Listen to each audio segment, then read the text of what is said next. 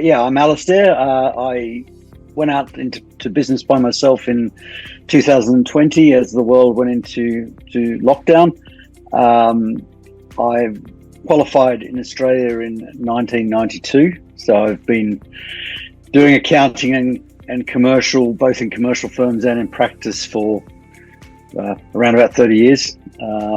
So qualified in Australia, also in FCA, and for the last 20 years, I've been in Guernsey and in trust and estate, trust and fiduciary type, so the private client world.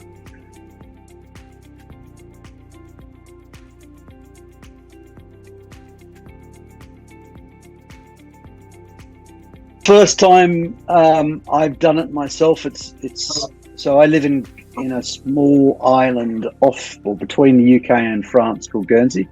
And because it's quite small, it's 5 miles by 9. It's got 65,000 people on it. Resources at a premium, and it's also quite a high cost jurisdiction to operate in. Right. So there's a lot of international firms who operate in multi-jurisdictions, and more we're seeing offshoring or outsourcing to India, Mauritius, and other places, your accounting work and bookkeeping. For my business, it was something I looked at fairly early on and saw it as a very I wanted to be a cloud-based firm, so I wanted to be very technologically based in the cloud, allowing me to be quite mobile, but also allowing me to potentially outsource or offshore.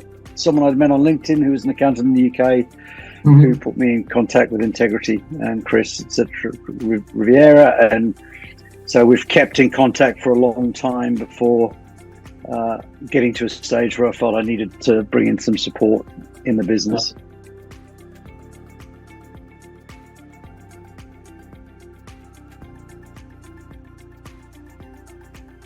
Yeah, sure. So I was finding it more increasingly harder to keep across my own administration and sort of grow the business. I've got a few new services which are sort of probably outside of the realm of normal accounting, but needed a lot of work. So bringing someone in who could take care of the bookkeeping, the client account, the statutory accounts, and that sort of compliance work was really key. I was finding that I was, if I was in the middle of something and I had to pick up a call or a thing, then getting back to bookkeeping, it wasn't an efficient way of doing it. So having someone dedicated who can do that work and is focused on that has made a big difference in terms of speeding up and I think improving the service that I can provide to clients, improving the information that I'm delivering.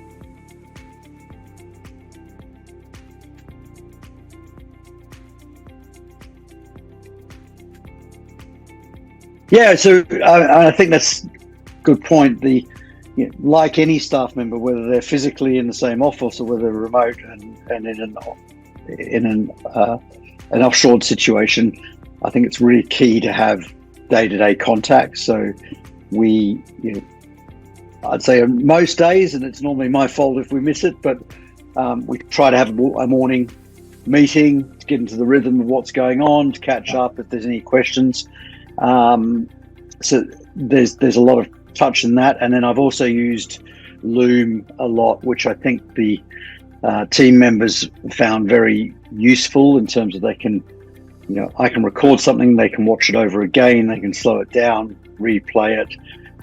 So that's been a really good tool in terms of training and creating that communication loop between us. In terms of day to day, it's been, I was probably I was reticent at the start, maybe to give too much too soon. And in hindsight, I think I maybe held back too much.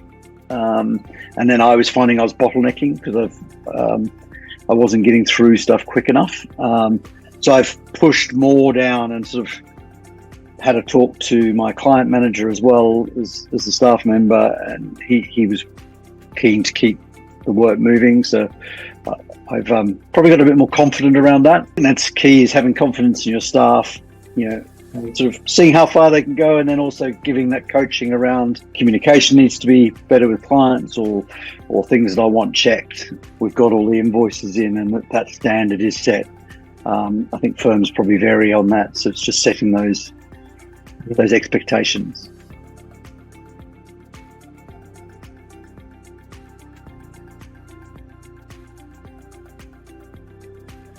Yeah, it's been good. I think it's important to recognise where there's language differences and just to make sure things get through.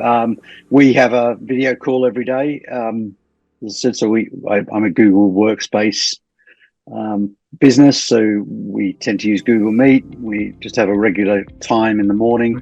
If I've got meetings or if I'm traveling, we'll shift that around, but try to keep it fairly regularly to a morning call. And then we have chat.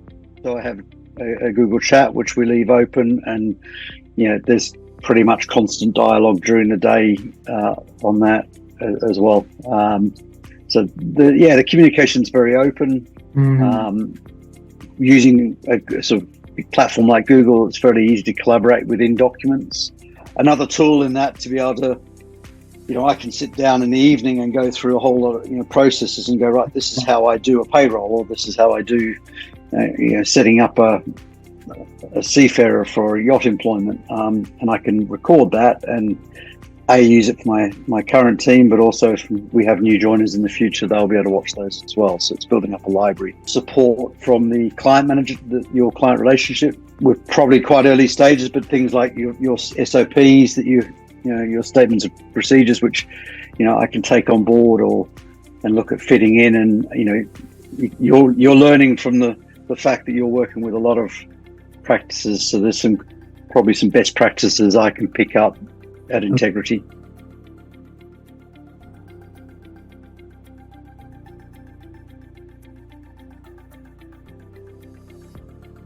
Yeah, it was almost seamless. I was really surprised at how, I expected there to be a sort of handover point where into the UK business hours, so we start and finish pretty much at the same time, which I appreciate. It's a lot later for the team in India, but the support's been brilliant on that front.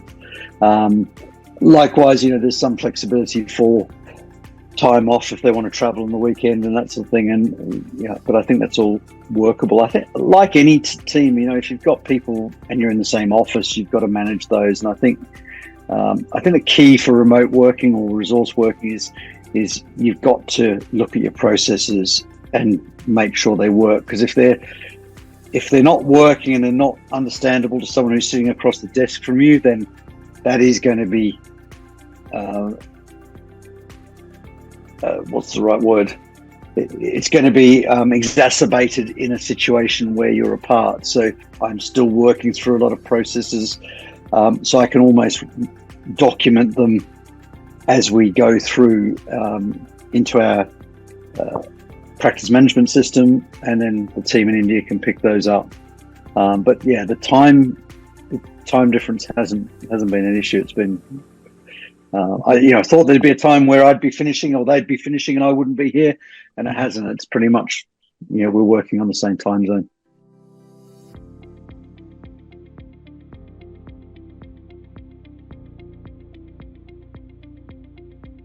Yeah, look, I'm really keen to grow, and it's been a really having someone in to be able to I think one of this year has been a real focus for me on what is the high value task that I really need to focus on to grow the business, and what are the things that I need to let go of and delegate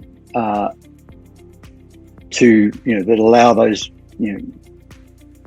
the clients to be serviced, but also allow me to grow the revenue in the business and really focus on that high end. So we're looking at what I want to be is a strong advisory firm. We have a niche in the super yacht space, and maritime space. So I've done a lot of work over the last 10 years with family officers and yacht owners who own sort of yachts from 25 meters generally up to 100 meters. Complexity of the yachts moving around, they tend to have very high transaction flows in terms of number of payment transactions and expense transactions that go through. There's budgeting.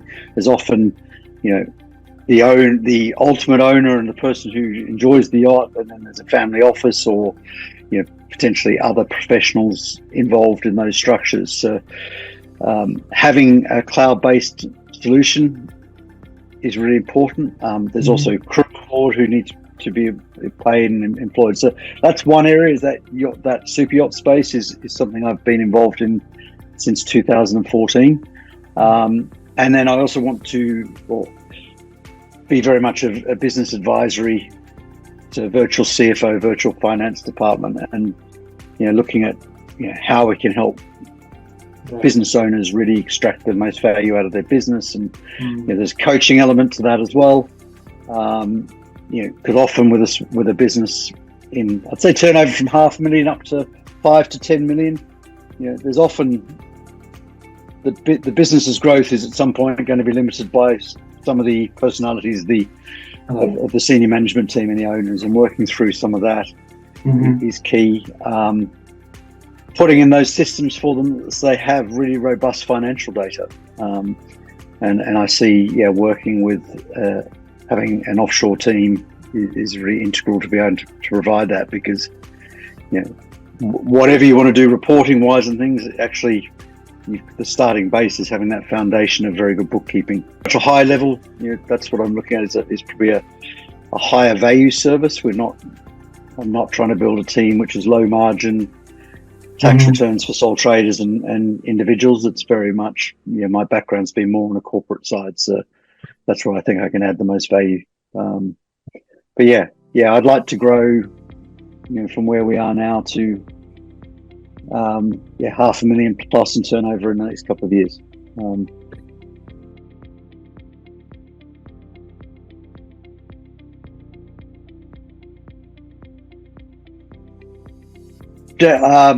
Firstly, treat them like any other member of your team. Treat your team members. They might not be in the same office, but they are part of your team, and you need to include them in your meetings and communications. Like that. Look at their growth as well. Put some trust. Put a lot of trust them and push that.